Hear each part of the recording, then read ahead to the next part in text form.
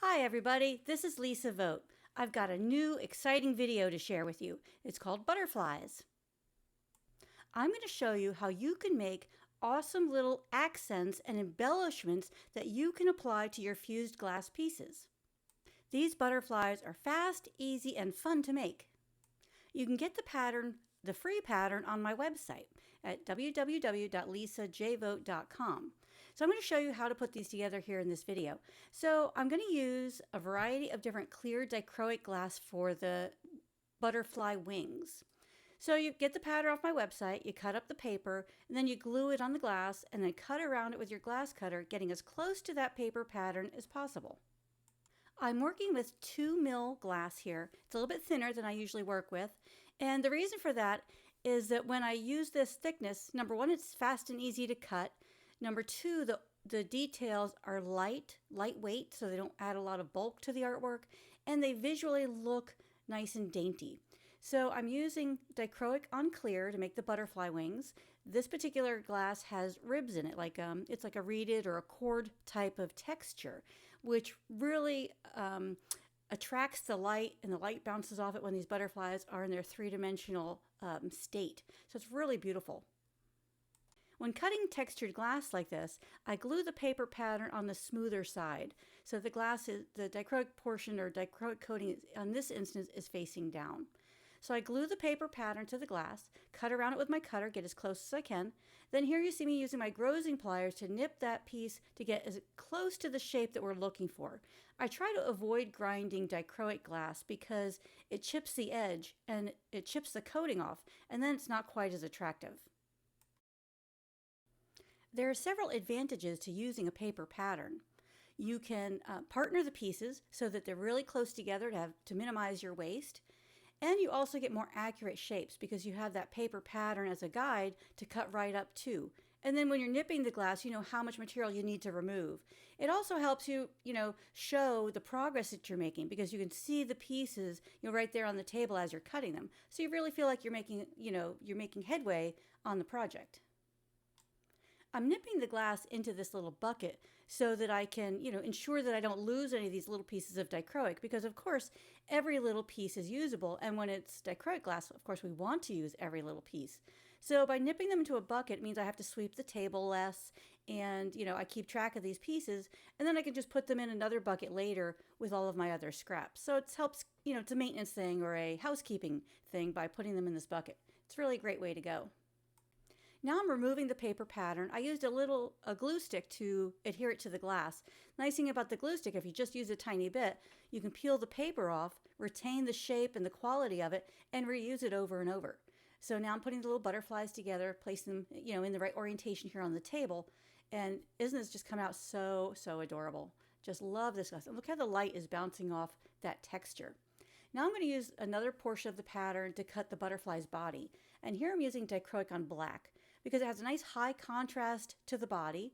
And when I glue the body onto the sculpture, the glue will be behind the black area. So in essence, you won't even see it. So that's great construction technique there, or tip. We want to you have to use glue to apply these things, but we want to avoid seeing it as much as possible. One of the great things about these butterflies is they use very little glass and they're really very effective accents to projects. You're going to see in a minute where I've used mine, but I think these would be terrific on like a little fused glass piece of wood, something that looked like a tree limb, or maybe on a lantern or on the corner of a leaf-shaped bowl. These have a lot of opportunity to use these for different things and really add a nice sculptural three-dimensional quality to your work. I laid the butterflies out in such a way that the wings touch each other and then the body bridges those pieces to connect it when I do the tack fuse. So these have been taken to a tack fuse temperature, and look how beautiful these are. It rounded out the edges. It heats them enough for the pieces to stick together, but not to to change the shape or have them shrink or change the shapes of those beautiful butterfly wings in the body. Look how beautiful these are. Oh my gosh, I just love these. I recommend if you want to use 5, make 10 because you would definitely find a use for these. They're so fun. And even if you just let them sit on your table, your work table, or hang them from string in the window, they have a lot of applications. And I used a variety of different clear dichroic glasses, some with patterns, some without. Now I have these 5-inch ceramic slumping molds. I'm going to place the butterflies in those just to give them a little bit of a curvature. You'd be surprised how much that curvature adds to the finished pieces. And here they are coming out of the kiln. Look how beautiful these are. Oh my goodness. These just make me want to run out into my studio and make more. They're tiny. They don't take up a lot of material. They don't take a lot of time.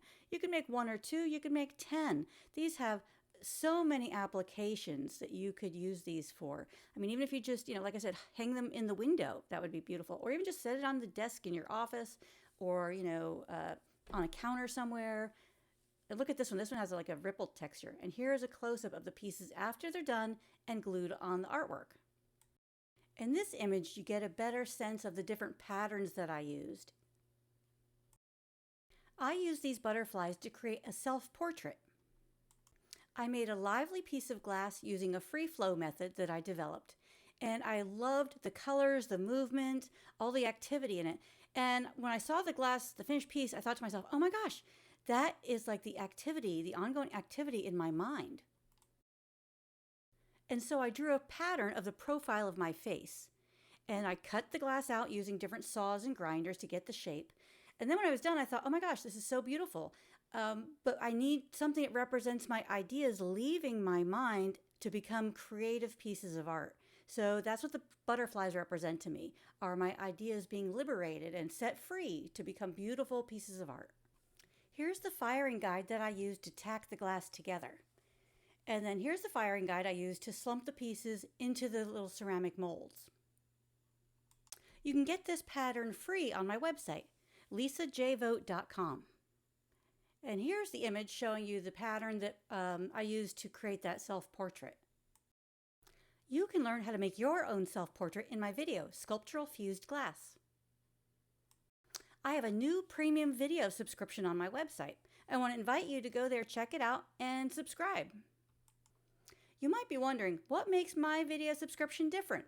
My videos are artist-designed, project-oriented tutorials with step-by-step instruction you can trust to teach you how to create striking fused glass art.